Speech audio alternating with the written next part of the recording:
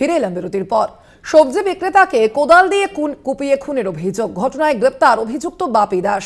বীরভূমের নানুরের এই ঘটনা মানসিক অবসাদ থেকেই এই খুনের ঘটনা, এমনটাই প্রাথমিকভাবে অনুমান করা হচ্ছে পুলিশের পক্ষ থেকে। আপনাদের জানিয়ে রাখি, বীরভূমের নানুরের এই ঘটনা, সেখানেই সবজি বিক্রেতাকে কোদাল দিয়ে কুপিয়ে খুনের অভিযোগ। ঘটনা ইতিমধ্যেই গ্রেপ্তার করা হয়েছে অভিযুক্ত বাপি দাসকে।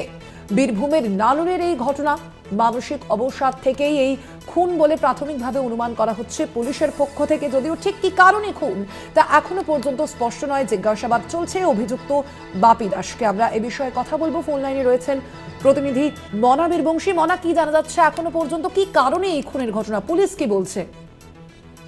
দেখো স্বর্ণালী, এখনো পর্যন্ত প্রাথমিকভাবে পুলিশের যেটা ধারণা, পুলিশ যেটা বলছে সেটি হচ্ছে যে মূলত এই নৃশংস হত্যালীলার নেপথ্যে জড়িত যাকে আটক করেছে, গ্রেপ্তার করেছে, জিজ্ঞাসাবাদ করছে, এই যে বাপি দাস, এই বাপি এলাকার যুবক, কিন্তু দীর্ঘদিন ধরে সে কিন্তু নেশাগ্রস্ত এবং মানসিকভাবে সে এখন এই মুহূর্তে দাঁড়িয়ে বিপর্যস্ত অবস্থায় রয়েছে।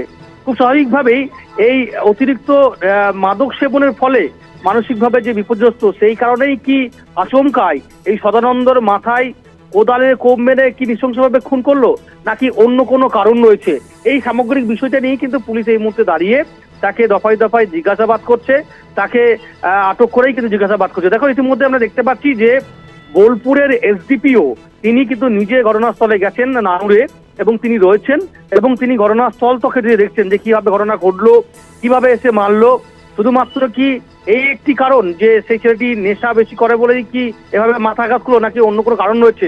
এই সামগ্রিক বিষয় নিয়ে উচ্চপদস্থ পুলিশ আধিকারিকরা এসছেন, তারা তদন্ত প্রক্রিয়া করছেন পুঙ্খানুপুঙ্খভাবে।